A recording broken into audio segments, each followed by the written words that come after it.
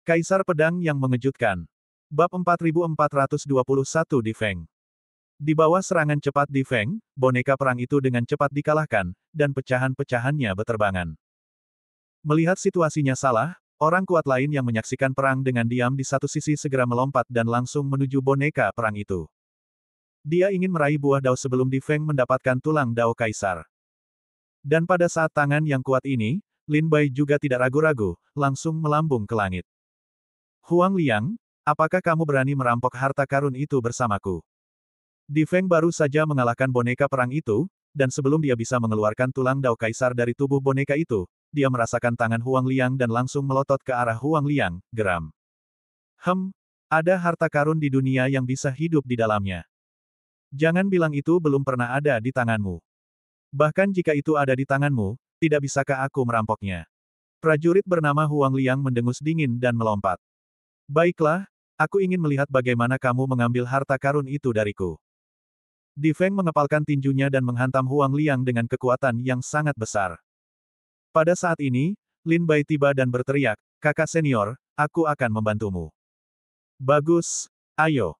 Di Feng tertawa. Bagus, ayo. Huang Liang juga tertawa. Setelah beberapa saat, dua wajah menunjukkan warna terkejut, mereka semua berpikir bahwa Lin Bai akan membantu diri mereka sendiri. Huang Liang berpikir bahwa Lin Bai ingin merebut harta karun itu, yang pasti menjadi yang pertama membersihkan Di Feng, musuh dari musuh yang merupakan teman. Tetapi Di Feng berpikir bahwa dia telah membuat kesepakatan dengan Lin Bai. Pada saat ini, Lin Bai pasti akan membantu.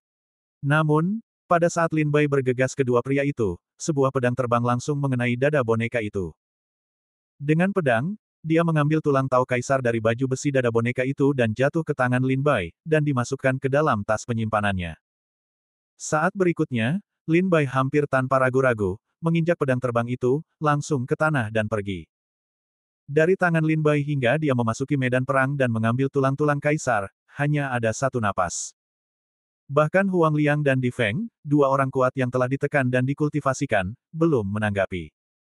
Lin Bai telah meninggalkan tanah. Tidak bagus. Seru Huang Liang, dan dengan cepat membuka keterikatan dengan Di Feng. Di Feng juga melihat bahwa ada yang aneh. Dia mengepalkan tinjunya dan mengatupkan giginya untuk melihat arah pelarian Lin Bai, kejar.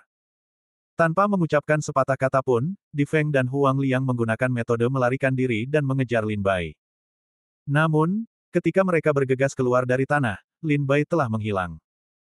Berdiri di tanah gobi, mereka melihat sekeliling ke segala arah. Mereka bingung. Gunung itu begitu besar sehingga mereka tidak tahu kemana Lin Bai pergi. Sialan. Huang Liang meraung berulang kali. Tulang-tulang kaisar mudah didapat, tetapi dia tidak menyangka akan direnggut oleh Lin Bai. Hati Di Feng juga tersembunyi dalam kemarahannya, menggertakkan giginya, "Benda kecil, jangan biarkan aku menangkapmu, kalau tidak, kamu akan diminta untuk hidup atau mati." Tanpa harta karun itu, Di Feng dan Huang Liang terus bertarung. Mereka saling memandang dengan kemarahan di mata mereka. Kemudian mereka mendengus dingin dan berjalan pergi ke arah yang berbeda. Ketika Lin Bai, Di Feng dan Huang Liang pergi satu demi satu, para prajurit di magma bawah tanah juga berangsur-angsur pergi. 5 hari kemudian, Gobi kembali tenang, dan tidak ada yang berkunjung lagi. Namun, seorang pemuda perlahan keluar dari lubang hitam yang mengarah ke tanah di tengah Gobi. Dia adalah Lin Bai yang melarikan diri 5 hari yang lalu. Sebenarnya, Lin Bai tidak melarikan diri dari tanah, tetapi setelah mendapatkan tulang tao kaisar, dia bersembunyi. Setelah Lin Bai mengirim para cendekiawan muda itu keluar dari tanah dan berbalik, dia melihat bahwa lorong menuju tanah itu sangat panjang, dan bagian tengahnya sangat gelap. Oleh karena itu, Lin Bai menemukan posisi yang bagus, diam-diam menggali lorong lain, dan mengatur susunan persembunyian. Setelah mengambil tulang kaisar di bawah magma, Lin Bai segera meninggalkan pedang kekaisaran dan bersembunyi di lorong ini. Lin Bai menduga bahwa saat itu, Di Feng dan Huang Liang sangat cemas. Mereka akan merasa bahwa Lin Bai telah meninggalkan Gobi, jadi mereka akan terbang keluar dari tanah dan mencari jejak Lin Bai ke segala arah. Namun, mereka tidak akan pernah menyangka bahwa Lin Bai akan bersembunyi di lorong itu sepanjang waktu. Setelah beberapa hari, Lin Bai keluar dari lorong itu. Meskipun dia memiliki karakter kaisar, dia memprovokasi dua prajurit yang ditekan dan dikultivasikan. Lin Bai berkata tanpa air mata, jika aku tidak mendapatkan banyak harta untuk meningkatkan prestasiku dalam ujian abadi, ketika aku meninggalkan ujian abadi, mereka pasti akan datang kepadaku dan menyelesaikan perhitungan denganku. Itu akan berbahaya. Setelah berhenti, Lin Gugelean menghilang di tempatnya dan menemukan tempat aman lainnya. Baru kemudian dia mengeluarkan tulang Tao Kaisar. Tulang Tao Kaisar memiliki tubuh emas dan wajah emas. Tulang itu memiliki kekuatan yang sangat murni yang mengambang di dalamnya. Permukaannya terbakar dengan berlalunya segel susunan. Ini adalah sisa-sisa seorang pendekar alam Tao Tai yang meninggalkan seluruh tubuhnya sebagai segel untuk murid-muridnya yang lebih muda sebelum ia meninggal. Awalnya digunakan untuk melatih murid-murid yang luar biasa di antara murid-muridnya yang lebih muda. Namun, ia tidak menyangka bahwa keluarga ini dihancurkan oleh Sekte Iblis Abadi, dan salah satu dari 10 tulang Tao Kaisar dalam keluarga itu jatuh ke tangan Sekte Iblis Abadi. Tulang Tao Kaisar di Gunung Tujuh Jue Abadi tergantung pada harga yang sangat tinggi, hampir tidak ada di pasaran, tidak mengeluarkan berapa banyak uang yang dapat dibeli dengan manik-manik ajaib. Duduk di pegunungan, Lin Bai perlahan-lahan mengubah kekuatan spiritualnya untuk merobek segel pada tulang Kaisar Tiandao, mengubah buah menelan surga, menelan semua prestasinya ke dalam tubuhnya, dan menanamkan sedikitnya ke dalam Dao Guo. Harus dikatakan bahwa tulang Tao Kaisar benar-benar luar biasa. Leluhur tua dari budaya duduk secara khusus mengedepankan kekuatannya sendiri dalam kultivasinya. Apa yang ia tinggalkan untuk murid-muridnya adalah kultivasi spiritual yang murni dan tak tertandingi. Sekarang, menyerap dan memurnikan tidak akan memengaruhi pikiran Tao Lin Bai, apalagi menambahkan kotoran ke tubuh Lin Bai. Kekuatan tulang Dao Kaisar diinfus ke dalam tubuh Lin Bai, yang membuat Dao Guo Lin Bai menyerap seperti kemarau panjang dan hujan. Dao Guo mulai berubah. Segera, Lin Bai menerobos dari kelas 2 ke kelas 3. Selain itu, kekuatan di tulang Dao Kaisar tidak digunakan, sehingga ia dapat meningkatkan tingkat kultivasinya. Hingga 3 hari kemudian, tulang Dao Kaisar lepas dari tangan Lin Bai dan berubah menjadi abu terbang. Prestasi Lin Bai mencapai tingkat Dao Zun Sipin. Satu tulang Dao Kaisar membuat Lin Bai menerobos 2 alam, yang membuatnya sangat bahagia. Jika ia tidak dapat menemukan harta karun seperti itu melalui coba-coba selama ribuan tahun, tetapi dengan latihannya yang tekun siang dan malam, ia tidak tahu kapan ia akan menerobos 1 alam, apalagi menerobos 2 alam. Meskipun ujian ini berbahaya, ada harta karun di mana-mana.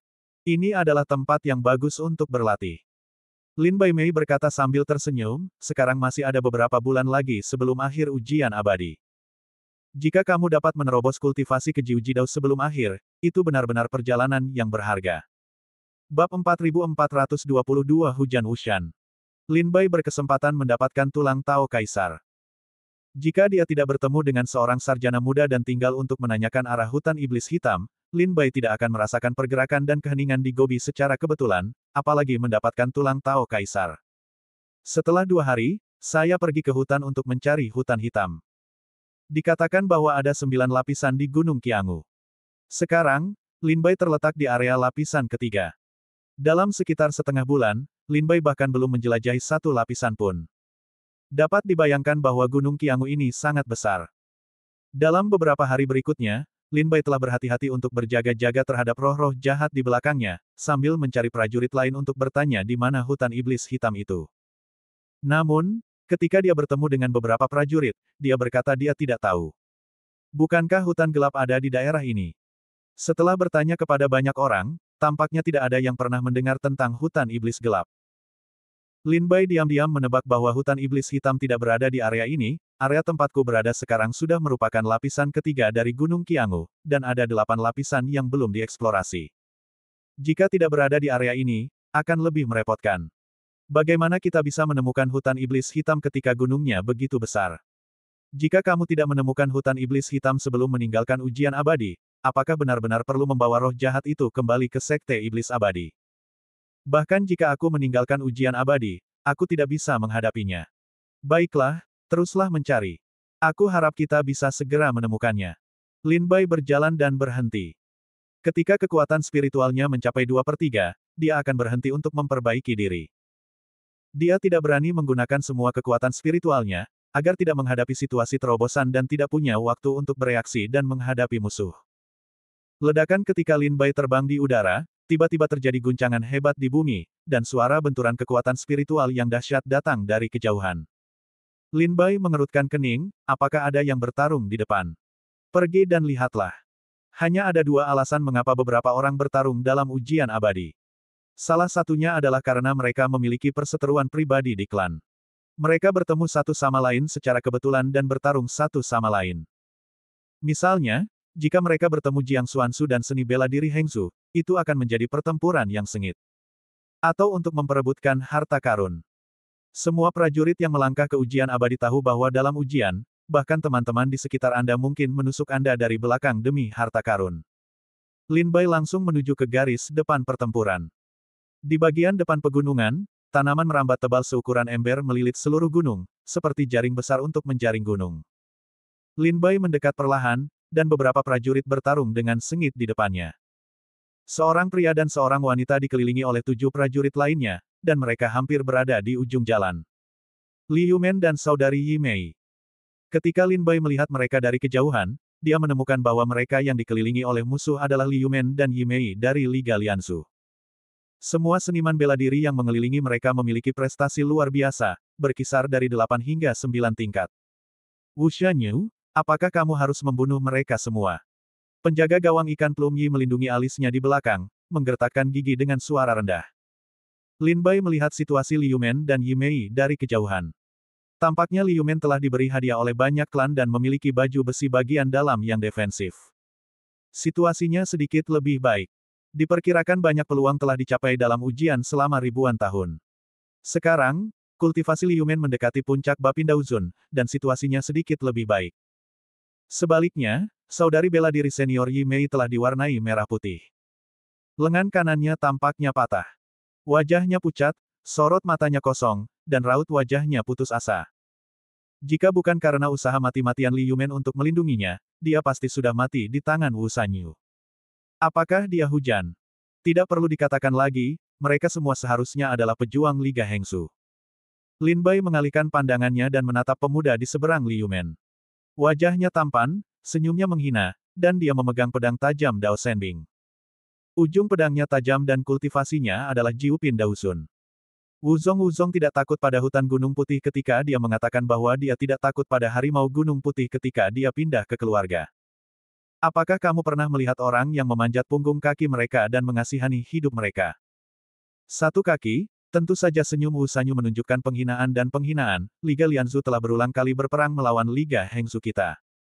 Bagimu, kamu pantas mendapatkan lebih dari sekadar kematian. Hehe, saudari Yi Mei, yang kumaksud bukan kamu ketika aku mengatakan Li Yumen. Aku tidak tega membiarkan kecantikanmu yang lembut itu mati. Bahkan jika aku ingin mati, aku harus bahagia. Wu Shanyu berkata kepada Yi Mei dengan wajah jahat. Yi Mei tampak ungu dan biru, menatap hujan dengan putus asa. Li Yumen, aku akan memberimu kesempatan untuk berlutut dan bersujud memohon belas kasihan. Aku akan membiarkanmu hidup. Wu Shanyu berkata dengan angkuh. Mimpi.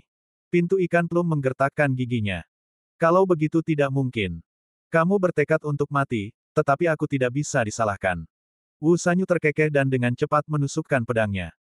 Pedang itu melintas di langit, lalu muncul di depan Li Yumen dan langsung menerjang tenggorokannya.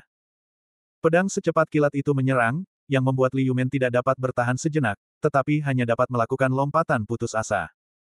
Pedang itu menusuknya di dada, dan bilahnya menembus mantel Li Yumen, tetapi tidak dapat menembus dagingnya. Hujan gunung hitam bergumam dengan suara tidak senang, itu baju besi bagian dalam lagi. Baju besi bagian dalam Li Yumen adalah harta yang dipilih dengan cermat di Gunung Qijue yang abadi. Baju besi itu memiliki pertahanan yang kuat. Hujan gunung hitam mengejar dan membunuh Li Yumen dan Yi Mei untuk waktu yang lama, dan berulang kali membiarkan Li Yumen lolos dari kematian karena keberadaan baju besi bagian dalam. Ketika pedang gagal mengenai target, Wu Shanyu meraung dan menusuk pedang lain dengan punggung tangannya. Pedang ini lebih cepat dan lebih tajam dari yang sebelumnya. Tidak bagus. Li Yumen tiba-tiba kehilangan akal sehatnya. Pedang itu telah dipaksa di depannya, dan dia tidak dapat menangkis.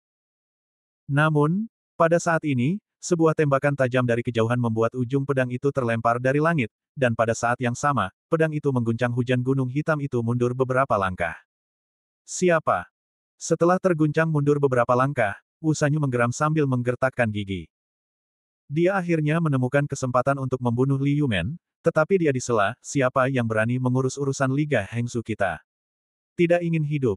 Suara Wu Sanyu bergema di sekitar, tetapi tidak ada jawaban. Orang yang baru saja bergerak tidak muncul. Wu Sanyu berbalik dan menusuk Li Yumen lagi. Namun, pada saat serangan Wu Sanyu, sebuah pedang datang dari hutan di kejauhan dan mendorongnya mundur. Wu Sanyu meraung, "Di mana kamu? Keluar." Bab 4423, hanya satu kata untuk mengusirnya. Li Yumen melindungi Yi Mei, dan dia perlahan mundur. Wu Sanyu tahu bahwa ada orang-orang berpangkat tinggi di sekitarnya. Dia tampaknya tidak mau muncul. Dalam hal dua pedang Qi tadi, itu telah sepenuhnya menunjukkan bahwa dia tidak lemah. Namun, Wu Sanyu tidak dapat mengatakan master tingkat seperti apa dia, apakah dia seorang Tao abadi yang tertindas, seniman bela diri tingkat Dewa Tao atau seorang prajurit Tao Ji Upin biasa. Setelah Wu Sanyu tenang, dia mengepalkan tinjunya dan berkata, "Wu Sanyu, prajurit dari Liga Hengsu yang lebih rendah, tidak tahu siapa yang ada di sekitar. Jika Anda ingin berpartisipasi dalam rasa terima kasih dan dendam antara Liga Hengsu dan Liga Lianzu, silakan muncul." Di sekitar hutan, hujan gunung hitam yang sunyi dan berteriak, "Tolong tunjukkan padaku." Tetap saja tidak ada yang menanggapi hujan, yang membuatnya marah. Meskipun Lin Bai, yang bersembunyi di hutan, mendengar kata-kata Wu Sanyu, dia tidak menanggapi. Dengan kultivasi Lin Bai sebagai Sipin Daozun dan kekuatan fisiknya yang sebanding dengan Qipin Daozun, dia belum tentu menjadi lawan Wu Sanyu. Selain itu, ada puluhan ahli Liga Hengsu di sekitarnya. Alasan mengapa Wu Sanyu ingin Lin Bai muncul atau meminta Lin Bai untuk menanggapinya, dia akan segera menemukan posisi Lin Bai. Pada saat itu, Lin Bai Xiu akan terbongkar, dan saya khawatir Wu Sanyu tidak akan menjadi wajah baiknya. Setelah lama bertanya, Wu Sanyu berkata, "Karena kakak seperguruan tidak ingin muncul, tolong jangan ikut campur dalam urusan Liga Hengsu dan Liga Lianzu, oke?" Tampaknya Wu Sanyu belum menyerah untuk membunuh Li Yumen dan Yi Mei. Lin Bai mengerutkan kening, menahannya dan tidak berbicara, tidak dapat menakut-nakuti Wu Sanyu. Lin Bai berbalik untuk memikirkannya dan mengubah seluruh tubuhnya menjadi raungan, "Keluar." Demi Murong Cuan.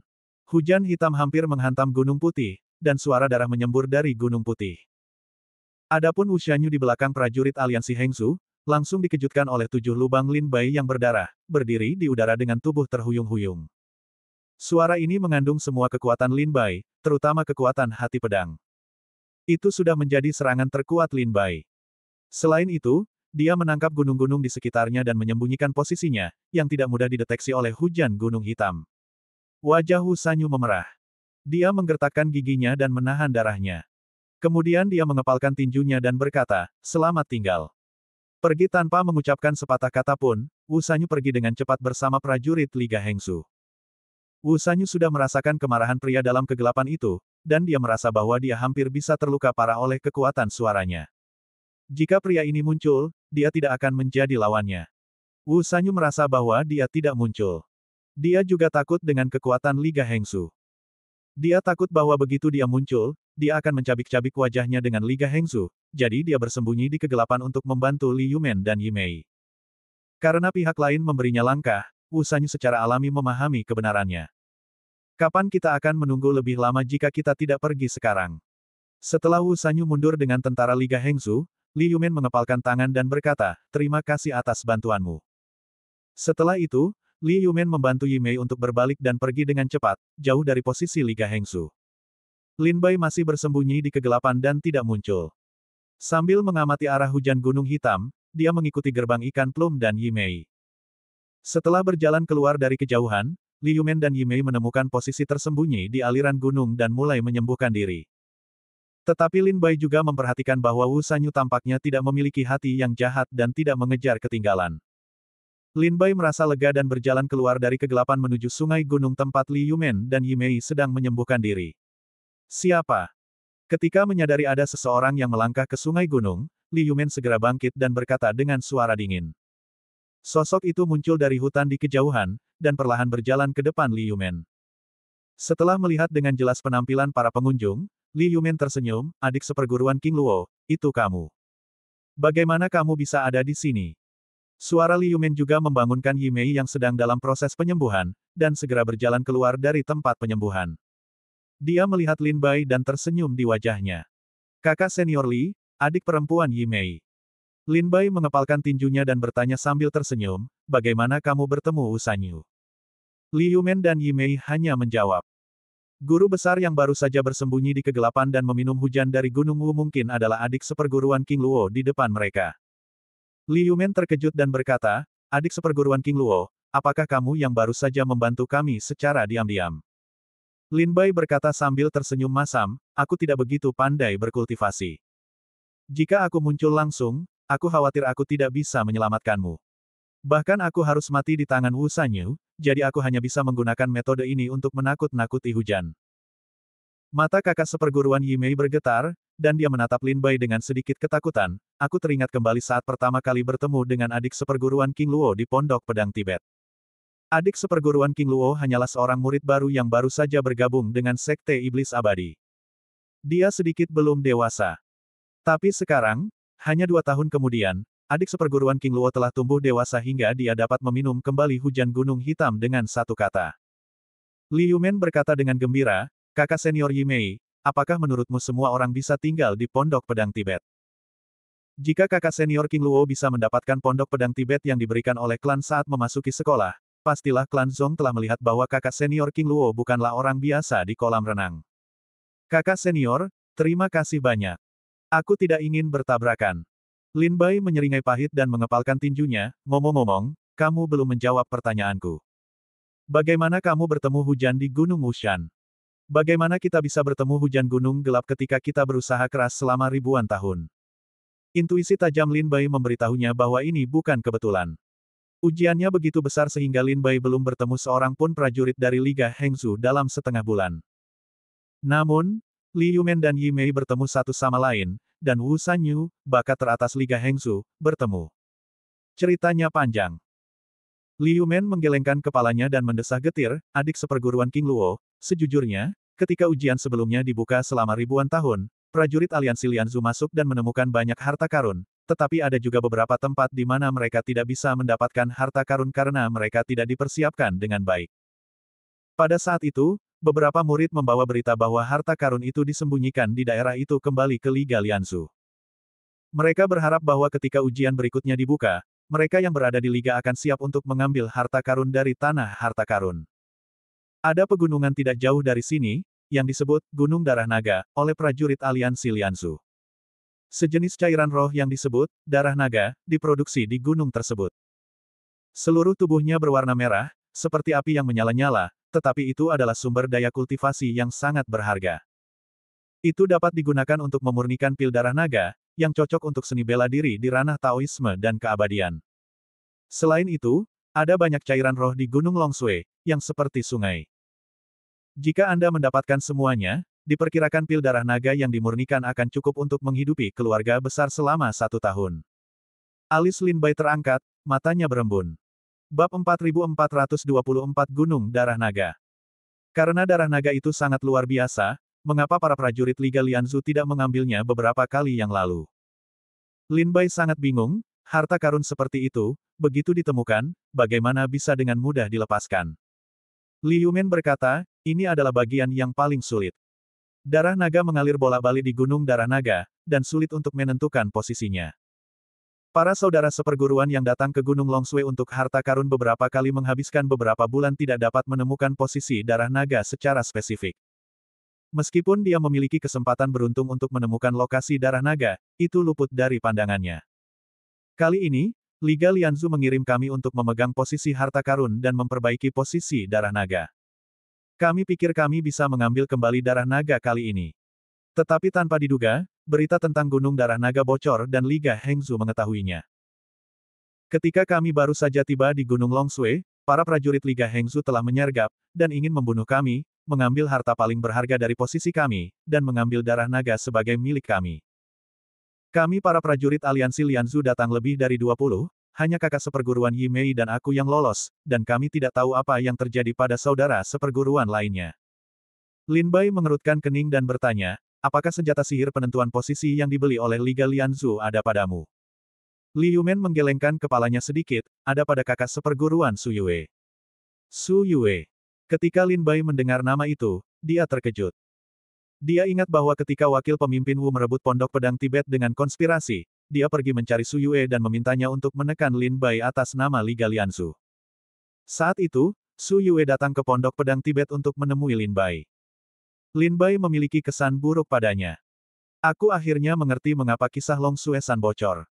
Lin Bai tersenyum, Su Yue memang terlahir sebagai penjahat. Cepat atau lambat, akan menjadi bencana jika tetap berada di Liga Lianzu. Aku masih berpikir bahwa Ketua Zhang akan menghukum Su Yue dengan keras setelah kejadian itu, tetapi aku tidak menyangka bahwa dia akan bisa mengatasinya dengan mudah. Li Yumen terkejut dan berkata, adik seperguruan King Luo, apakah maksudmu kakak seperguruan Su Yue mengkhianati kita? Tidak mungkin. Meskipun kakak seperguruan Su Yue sombong, dia tetaplah seorang pejuang Liga Lianzu. Kita semua adalah pejuang dari Lianzu. Dia tidak akan menyakiti sesama penduduk desa di kampung halamannya. Kakak seperguruan Yi Mei sangat terkejut untuk mengatakannya. Itu hanya dugaanku. Apa kebenarannya? Itu juga perlu diselidiki dengan saksama oleh liga itu sendiri. Lin Bai berkata sambil tersenyum, kakak seperguruan Li Yumen, kakak seperguruan Yi Mei, kalian akan datang ke sini untuk menyembuhkan luka kalian. Aku akan pergi ke Gunung Longsue untuk membantu kalian melihat situasinya. Li Yumen khawatir, adik seperguruan King Luo, apakah kamu pergi sendiri? Terlalu berbahaya, atau aku akan pergi bersamamu? Jika kamu pergi bersamaku, bukankah lebih berbahaya bagi kakak seperguruan Yi Mei untuk terluka parah? Lin Bai tertawa, jangan khawatir, kakak seperguruan Li, apakah kamu tidak mengenalku? Aku tidak akan dapat melakukannya dengan mudah tanpa jaminan penuh. Li Yumen mengangguk dan berkata, baiklah, bagaimanapun, Liga Lianzu telah kehilangan cukup banyak tangan di Gunung Longsue, dan tidak dapat bersaing untuk mendapatkan darah naga dari Gunung Longsue. Jika adik seperguruan King Luo dapat memperolehnya, itu akan lebih baik daripada Liga Hengsu. Adik seperguruan King Luo, Gunung Darah Naga ada di arah itu. Li Yumen memberitahu Lin Bai arah ke Gunung Longsue secara terperinci. Setelah mengetahui arahnya, Lin Bai terbang ke langit dan langsung menuju Gunung Longsue. Menurut Li Yumen, Liga Lianzu membeli senjata ajaib yang dapat mengunci darah naga, dan senjata ajaib itu ada di tangan Su Yue. Selain itu, Wu Sanyu telah mengejar Li Yumen dan Yi Mei selama beberapa waktu. Jika Lin Bai tidak menyusul tepat waktu, saya khawatir dia bahkan tidak bisa minum supnya. Mengikuti lokasi yang disediakan oleh anak buah Liu, dan pedang kekuatan penuh Lin Bai, atau sekitar setengah jam kemudian, tiba di apa yang disebut Bukit Darah Naga. Ini adalah gunung yang membentang 100.000 mil, seperti naga yang merangkak di tanah. Tumbuhan di gunung itu tertutup langit, hijau, kuat, dan semangat pengumpulan langit dan bumi menarik esensi matahari dan bulan, dan tampak seperti tempat yang diberkati dari langit dan bumi. Tempat ini bagus. Tidak heran jika ada hal-hal spiritual seperti darah naga berkumpul di sini. Jika tidak ada harta karun di tanah harta karun ini, maka itu adalah neraka.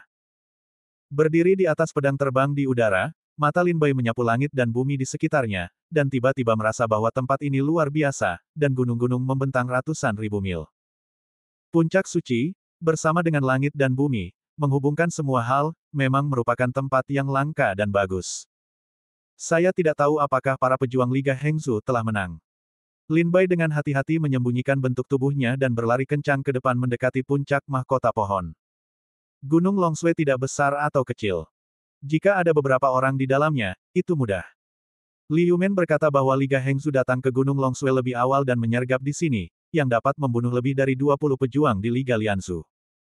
Jumlah pejuang di Gunung Longsue Liga Hengsu setidaknya sekitar 20, dan ada bakat-bakat top seperti Wu Sanyu. Wu Sanyu adalah bakat top yang telah lama terkenal di Sekte Iblis Abadi. Dikatakan bahwa ia berhasil menembus puncak Daozun 5 tahun lalu. Ia telah mengasingkan diri selama beberapa tahun untuk memahami misteri langit dan bumi, berharap untuk menembus level Daoxian. Namun, ia masih gagal untuk menerobos sampai hari pembukaan ujian abadi, jadi ia memberanikan diri ke ujian abadi untuk mencari peluang. Pedang terbang itu terbang di Gunung Darah Naga. Setelah beberapa saat, Lin Bai merasakan bahwa kekuatan spiritual di sekitarnya tiba-tiba melonjak. Bahkan bunga-bunga liar yang mati di hutan hidup kembali. Lin Bai mengerutkan kening, tidak dapat memahami situasi aneh di sekitarnya, ia berhenti untuk mengamati dengan saksama. Kekuatan spiritual yang melonjak ini tampaknya mengalir. Ia melewati Lin Bai dan melaju lurus ke depan. Apakah di bawah tanah? Mata Lin Bai berbinar, semacam cahaya muncul di esensinya, mata ajaib. Ketika mata Dharmasura bekerja, Lin Bai segera melihat bayangan naga merah kecil bersembunyi di gunung. Ia dengan cepat melarikan diri ke depan. Ia tampak berlari untuk menyelamatkan diri. Apakah ini yang dikatakan saudara seperguruan Liu Men tentang darah naga? Lin Bai tidak terlalu memikirkannya. Ia segera berbalik dan mengejar pedang kekaisaran. Dua pedang terbang keluar dari tubuhnya dan berdiri di ujung depan dan belakang bayangan naga merah. Ia ingin menghentikan bayangan naga merah, tetapi ia tidak menyangka naga merah itu akan berbalik dan melarikan diri ke arah lain. Ia penuh dengan ki dan tidak memiliki substansi. Jika Lin Bai tidak memiliki mata Dharma Sura di tubuhnya, akan sulit baginya untuk mendeteksi napas dan posisinya. Pada saat ini, Lin Bai akhirnya mengerti mengapa Panglima Perang Liga Lianzu menemukan keberadaan darah naga, tetapi tidak dapat mengambilnya. Harta karun itu seharusnya bukan harta karun yang ditempatkan dalam ujian abadi oleh klan, tetapi seharusnya menjadi objek spiritual Gunung Qiangu setelah bertahun-tahun ditempa, seperti jantung 10.000 batu. Lin Bai berpikir dan menyusul dengan pedangnya. Apakah kamu menemukannya? Apakah kamu menemukannya? Kemana kamu pergi? Benda terkutuk ini benar-benar pandai berlari. Ia telah membawa kita mengelilingi Gunung Darah Naga beberapa kali. Ketika Lin Bai baru saja pergi, sekelompok prajurit datang ke sini dengan senjata ajaib seperti kompas di tangan mereka. Mereka tampaknya sedang mencari sesuatu. Kelompok orang ini adalah seni bela diri aliansi Hengsu. Tangan yang memegang kompas itu adalah Wu Shanyu. Bab 4425 Aliansi Su Yue dan Hengsu. Ke selatan. Setelah mempelajari kompas dengan saksama, Wu Shanyu mengunci arah pelarian darah naga lagi, dan berkata kepada prajurit di dekatnya, hati-hati, aku merasa ada prajurit lain di sini. Mata Wu Shanyu membeku dan melihat ke area tempat Lin Bai berdiri sebelumnya, dan mencium napas yang ditinggalkan oleh Lin Bai sebelum dia pergi. Bakat top seperti Wu Shanyu dapat dengan mudah membedakan berbagai jenis napas di sini dengan mengamati dengan saksama. Ketika dia datang ke sini, dia merasakan napas prajurit lain melayang di antara langit dan bumi. Meskipun sangat ringan, Wu Shanyu tetap memastikan bahwa ada prajurit lain di sini. Mari kita dapatkan darah naga terlebih dahulu. Terlebih lagi, akan sangat disayangkan jika kita tidak mendapatkan apapun. Wu Shanyu juga memiliki sosok yang sangat dikenal Lin Bai. Dia adalah Su Yue dari Liga Lianzu. Seperti yang diduga Lin Bai, Su Yue menjual semua tindakan Liga Lianzu ke Liga Hengsu. Su Yue telah lama merindukan Liga Hengsu. Ketika wakil ketua Wu pergi mencarinya, dia bersumpah bahwa dia akan setia kepada Liga Hengsu seumur hidupnya. Ujian ini berlangsung selama ribuan tahun. Mengandalkan kedudukannya yang tinggi di Liga, Su Yue bisa mendapatkan banyak informasi tentang tindakan Liga. Memanfaatkan berita-berita ini dengan baik sebagai imbalan atas kepercayaan Liga Hengsu. Jadi ada serangkaian hal yang membuat Liga Hengsu menyergap Gunung Longsue lebih awal, dan membunuh para pejuang Liga Lianzu dan kembali ke rumah. Selain Liu Men dan Yi Mei yang melarikan diri ke Gunung Longsue bersama Su Yue dan Liu Men, hanya Su Yue yang selamat, dan tidak ada sekutu Lianzu lainnya yang bisa lolos dari tangan jahat Liga Hengsu. Baiklah, kalau begitu dapatkan darah naga dulu, dan cobalah untuk tidak membuat cabang tambahan. Dengan hanya sedikit napas yang tersisa, dia tidak bisa menilai seberapa kuat para pejuang ketika mereka datang ke Gunung Longsue. Cara terbaik untuk menghadapi semua jenis perubahan adalah dengan tetap tidak berubah. Segera, sekelompok pejuang di Liga Hengsu mengikuti kompas pelacakan, mengunci arah pelarian darah naga. Lin Bai menginjak pedang terbang itu dan berlari sekuat tenaga. Tatapan mata Sura tertuju pada darah naga, dan dia tidak melepaskan jejaknya sedikitpun. Dua pedang terbang terus-menerus ditebas di udara, memotong jalur pelarian darah naga, berharap untuk memaksanya berhenti. Namun, darah naga itu sangat fleksibel.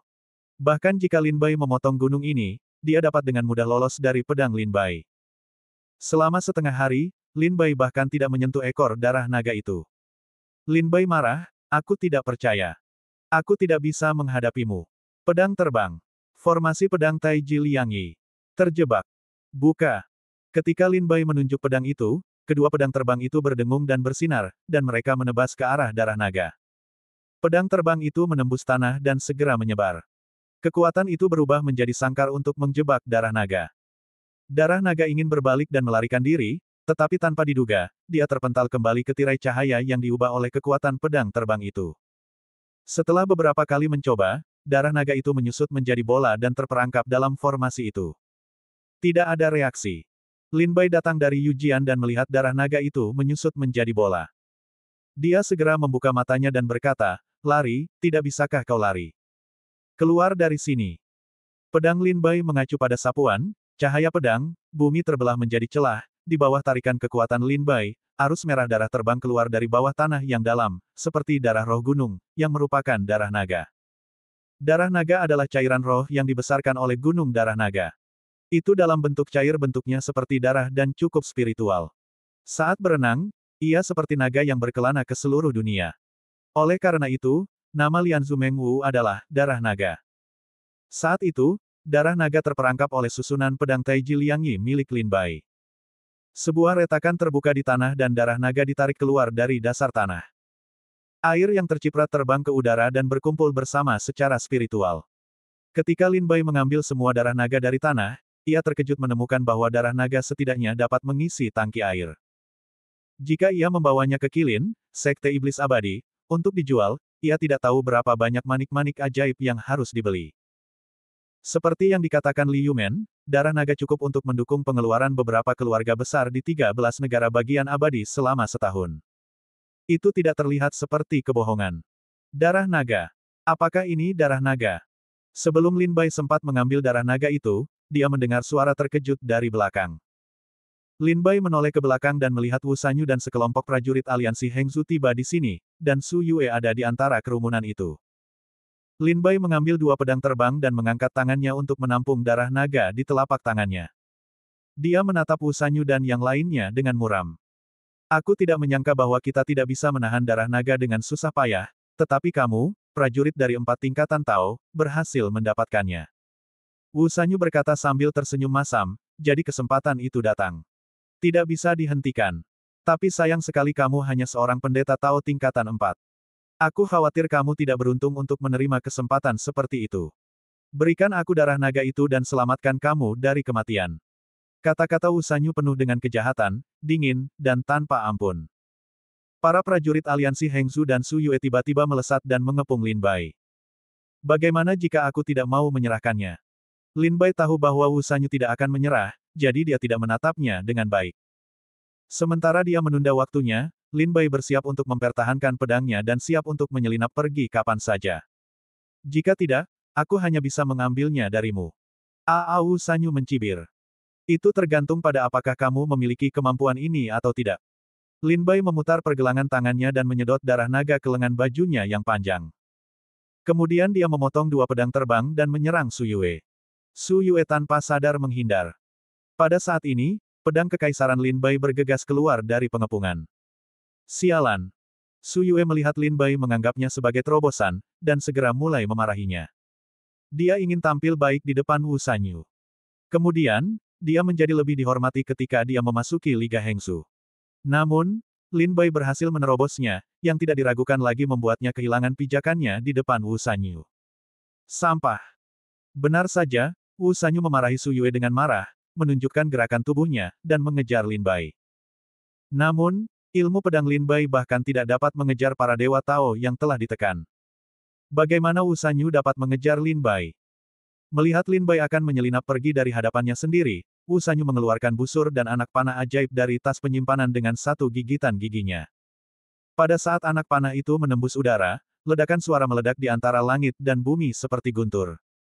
Lin Bai segera merasakan kekuatan yang mengerikan mendekat di belakangnya. Melihat ke belakang, dia melihat bahwa anak panah yang tajam itu sudah ada di depannya. Meskipun Lin Bai merespons tepat waktu dan memimpin untuk menghindarinya, dan meskipun dia dilindungi oleh jalan 5 elemen, anak panah itu masih menembus perut Lin Bai. Sangpin Dao Shenbing. Dengan kekuatan anak panah itu, Lin Bai menilai kekuatan senjata ajaib itu. Lin Bai menunduk dan melihat anak panah itu baru saja menembus perutnya, meninggalkan lubang darah seukuran kepalan tangan.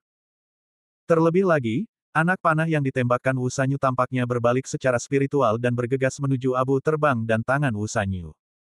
Saat berikutnya, Wu Sanyu membengkokkan busurnya lagi dan membidik Lin Bai.